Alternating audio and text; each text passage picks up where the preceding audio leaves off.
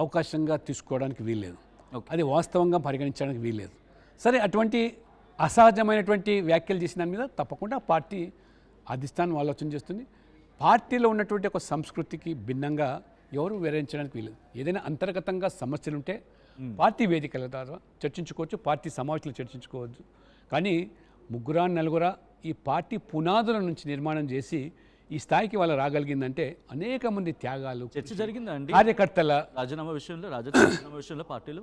అది పార్టీ అధిష్టానం దృష్టికి వెళ్ళింది, పార్టీ అధిష్టానం ఆలోచన చేస్తుంది, వారి నిర్ణయం ప్రకారంగా ఉంటుంది. రాజీనామాను ఆమోదించే అవకాశం ఉందా, లేకపోతే ఇంకా ఆలోచన? అది అధిష్టానం చర్చిస్తుంది, దాని మీద ఆమోదిస్తుందా లేదా అనేది అధిష్టానం, అది కోర్టు, ఆ బాల్ అంతా కూడా అధిష్టానం కోర్టులో ఉంది. బట్ రాజాసింగ్ విషయంలో అధిష్టానం చూసుకుంటుంది కదా, రాజాసింగ్ చాలాసార్లు వ్యక్తిగతంగా అందరినీ టార్గెట్ చేశారు, అందులో మీరు కూడా ఉన్నారు. పాత సామాన్లు పనికిరారంటూ అధికారంలో ఉన్న పార్టీతో అలయన్స్, అంటే వాళ్ళు బ్యాక్ డోర్ నుంచి పాలిటిక్స్ నడిపిస్తున్నారు, ఇవన్నీ కూడా చాలా చేశారు.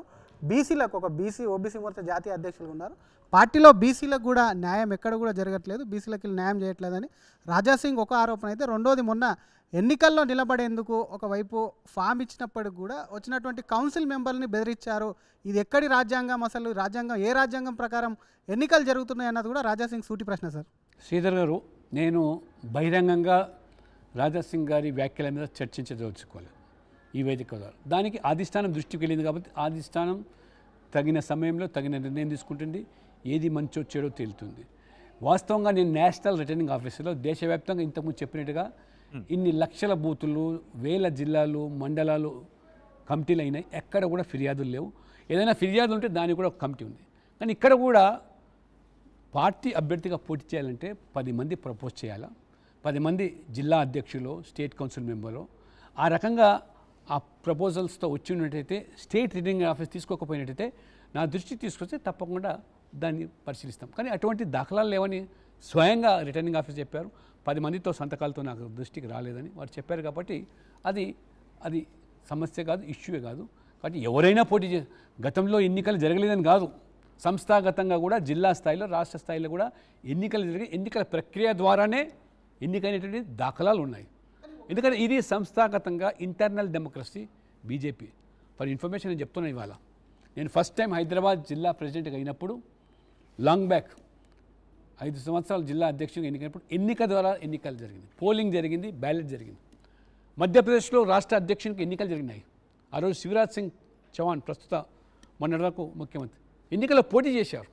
కాబట్టి అన్నీ సక్రమంగా పద్ధతి ప్రకారంగానే ఎన్నికల ప్రక్రియ జరుగుతుంది. మిగతా పార్టీల మాదిరిగా డైనింగ్ టేబుల్ దగ్గర లేదా ఢిల్లీ నుంచి అధిష్టానం ఫీల్డ్ కవర్లో పంపించే సంస్కృతి. బట్ లక్ష్మణ్ గారు, మీరు అన్నట్టుగా ఒకప్పుడు డెమోక్రసీకి సంబంధించి ఎలక్షన్ ఉండింది, బట్ అప్పటి వరకు ఎలక్షన్, బట్ ఇప్పుడు ఎలక్షన్ కాదు సెలక్షన్ అనే మాట వినిపిస్తుంది. ఎందుకు ఆ మాట వస్తుంది మరి ఈ పార్టీ విషయంలో? ఇప్పుడు అంటే సెలక్షన్ కమ్ ఎలక్షన్, ఏదైనా మూడు రోజుల ఎన్నికల ప్రక్రియ. ఒకరోజు నోటిఫికేషన్ బాహటంగా ప్రెస్ రిలీజ్ చేస్తాం, ఓటర్ లిస్టు డిస్ప్లే చేస్తాం ఆఫీస్లో. సెకండ్ డే నామినేషన్ ప్రక్రియ. ఓకే, నామినేషన్లో ఎవరైనా మండల కానీ, జిల్లా కానీ, రాష్ట్రంలో కానీ నామినేషన్ చేసే అవకాశం ఉంటుంది. నామినేషన్ చేసిన తర్వాత ఆ రకంగా పోటీ చేయాలనుకుంటే పోటీ చేసే అవకాశం కూడా కల్పిస్తాం. మూడో రోజు ఎన్నిక జరిగితే ఎన్నిక తర్వాత ప్రకటన, ఎన్నిక జరగకపోతే యునానిమస్ ప్రకటన. గతంలో జరిగినాయి ఎన్నికలు, కానీ జరగకుండా ఇప్పుడు అందరూ కూడా రామచంద్రరావుకి సంబంధించి ఇది యునానిమస్ ఎలక్షన్, ఎవరు ఒకరే నామినేషన్ వేశారు కాబట్టి సహజంగా యునానిమస్ ఎలక్షన్ జరుగుతుంది. నామినేషన్ ఇద్దరు వేసి ఉంటే ఎన్నిక జరిగే అవకాశం ఉంది. ఓకే, కాబట్టి రామచందర్ ఏమి వాళ్ళ కొత్తగా పార్టీలో నిన్నమన్న వచ్చినటువంటి వ్యక్తి కాదు. ఆర్ఎస్ఎస్లో లేదా ఏబీవీపీలో అనేక సంవత్సరాలు పనిచేసి ఆటుపోట్లు ఎదుర్కొనే వ్యక్తి. కాబట్టి ఇవాళ నేను ఇంతకుముందు చెప్పినట్టుగా BJP is a structured party. Interesting. కింద నుంచి కమిటీలు, పోలింగ్ బూత్ కమిటీ సమావేశాలు ఉంటాయి, మండల కమిటీ సమావేశాలు ఉంటాయి, జిల్లా స్థాయి సమావేశాలు ఉంటాయి. ఏది నిర్ణయం పైన తీసుకున్నా కింది లెవెల్కి అమలయ్యేటువంటి ఒక స్ట్రక్చర్డ్ బేస్డ్ గురించి మాట్లాడుకున్న సందర్భంలో, అంటే ఆ స్ట్రక్చర్డ్ బేస్డ్గా ఉంటున్నారు కాబట్టి పాత కొత్త అనే ఒక మాట వినిపిస్తోంది. ఇంతవరకు లేని మాట. ఓన్లీ పాత వారికి ప్రిఫరెన్స్ ఉంటుంది, కొత్త వారికి లేదు. సో ఈ నేపథ్యంలోనే ఈటెల రాజేందర్ కావచ్చు, లేకపోతే రఘునందన్ కావచ్చు, అరుణ కావచ్చు, వీళ్ళందరూ పోటీ పడ్డారు, కొత్త వారిగా వచ్చారు కాబట్టి అని. నిజంగా పాత కొత్త డిఫరెన్స్ ఉందా అండి? ఇంకా భారతీయ పోటీ పడ్డారనేటువంటి వార్తలు మేము మీడియాలో చూస్తున్నాం, కానీ ఎక్కడ కూడా పోటీకి మేమున్నాము సిద్ధమని చెప్పి పార్టీ అందరినీ ఆలోచన చేస్తుంది, అన్ని కోణాల నుంచి కార్యకర్తల మనోభిప్రాయం. ఎవరైతే ఎలక్టోరల్ కాలేజ్ ఉంటుందో ఓకే. వాళ్ళతో సంప్రదింపులు జరిపి ఆ రకంగా నిర్ణయం తీసుకుంటే పాత కొత్త అనేటువంటి భేదాలు లేవు. పాత కొత్త అనేటువంటి సమన్వయంతోనే ఇవాళ పార్టీ ముందుకు పోతుంది. కొత్త వాళ్ళకు చాలామందికి ఎమ్మెల్యేలు అయినారు, ఎంపీలు అయినారు, అవకాశాలు ఇచ్చాం. కొన్ని రాష్ట్రాల్లో ముఖ్యమంత్రులు కూడా అయినారు.